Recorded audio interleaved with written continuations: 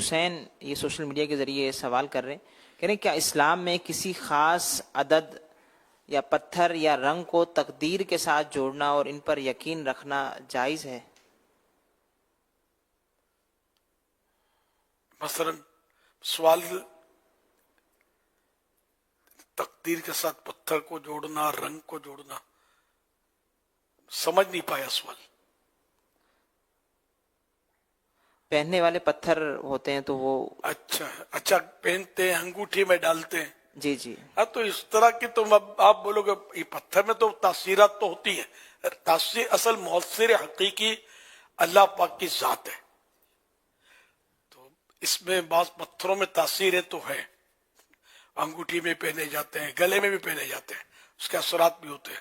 آپ بولو یہ کیسے ہو سکتا ہے، تو یہ تو ڈاکٹر کو پوچھو نا کیسے ہو سکتا ہے۔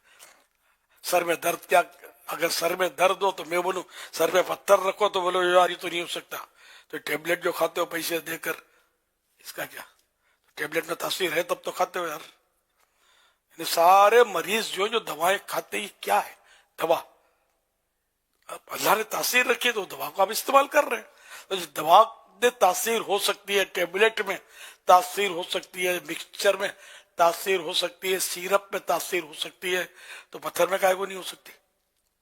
کیا مطلب اسی بات ہے؟ تو یوں مطلب اس تقدیر سے اس کا جوڑنا، اور یہ تو سمجھ میں نہیں آیا کہ یہ کیوں سوال کا حصہ بنایا اس کو۔ تقدیر سے کیا تعلق اس کا؟ تقدیر اور شے ہے، تاثیر اور شے ہے، لیکن یہ یقینی عقیدہ رکھنا ہوگا کہ مؤثر حقیقی اللہ کی ذات ہے۔ اگر کوئی بولے کہ اس پتھر میں یا اس دوا میں یا اس انجیکشن میں یا اس چیز میں خود بخود تاثیر ہے، اس کی اپنی خود بخود تاثیر ہے، تو اسلام سے ہی نکل جائے گا کہ ہر شے میں جس میں بھی جو بھی تاثیر رکھی وہ اللہ تبارک و تعالی نے ہی تاثیر رکھی ہے۔ یہ عقیدہ ہے اور یہ فائنل ہے۔ اب بار بار آدمی بولے گا نہیں کہ اللہ کی دی ہوئی تاثیر سے اس کا یہ فائدہ ہوا، انڈرسٹوڈ ہوتا ہے، جیسے کہ بہار نے سبزہ اگایا، یہ کہا گیا بہار نے سبزہ اگایا، تو اب اس میں کہنے میں کوئی حرج نہیں ہے کہ اصل عقیدہ تو سبزہ یہی کہ اللہ نے اگایا، بہار نے اگایا، تو بہار میں تاثیر کس نے رکھی؟ اللہ نے رکھی۔ سیٹھ نے تنخواہ دی، بوس نے تنخواہ دی، تنخواہ بڑھائی، اس سے کہا گیا تنخواہ بڑھا دو، تو اب کوئی بولے کہ بھائی روزی تو اللہ دینے والا ہے، اس بندے سے کیوں مانگ رہے ہو کہ تنخواہ بڑھا دو؟ اور تنخواہ لے رہے ہو، اس سے تو ظاہر کوئی یہ سب یہ میٹھے میٹھے معاملات ہیں، اس میں کوئی نہیں بولے گا، نہ کسی کو وسوسے آئیں گے۔ تو یہ کہ ظاہر ہے کہ وہ تنخواہ جو سیٹ دے رہا ہے جو کچھ ہے وہ سیٹ بھی کہیں سے کما رہا ہے، ایک چین بنی ہوئی ہے نا، تو یہ سب نظام رب کا بنا ہوا ہے اور سب کو روزی اللہ دیتا ہے، تو یہ انڈائریکٹ جو ہے یہ سب ہمیں دے رہے ہیں، حقیقت میں اللہ پاک ہی دے رہا ہے۔ موت کون دیتا ہے؟ بچہ جانتا ہے، اللہ دیتا ہے، سمجھے؟ تو اب اگر کوئی آپ کے سامنے گن تاک کر کھڑا ہو جائے اور آپ کا ایمان بھی ہے کہ اللہ موت دیتا ہے، تو کیوں گھبرا رہے ہو؟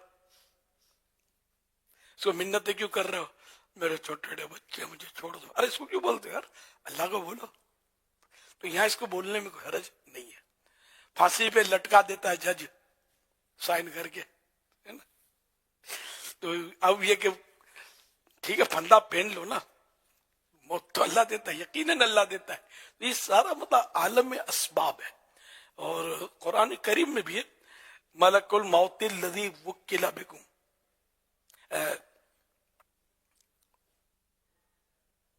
کچھ اس میں شاید کوئی لفظ رہ گیا،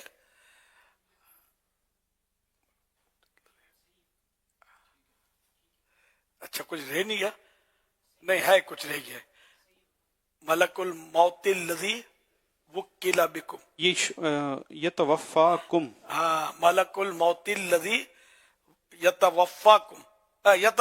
یتوفاکم ملک الموت الذی وکل بکم، یہی آیت ہے، جی جی، ہے نا؟ ہاں، ملک الموت تمہیں وفات دیں گے، تمہیں موت دیں گے جو تم پر مقرر کیے گئے۔ حقیقت میں تو موت اللہ دیتا ہے، لیکن یہ مقرر کیے گئے، ان کی ڈیوٹی لگی ہوئی ہے، تو یوں مجازاً ہم کہتے ہیں کہ ملک الموت وفات دیں گے.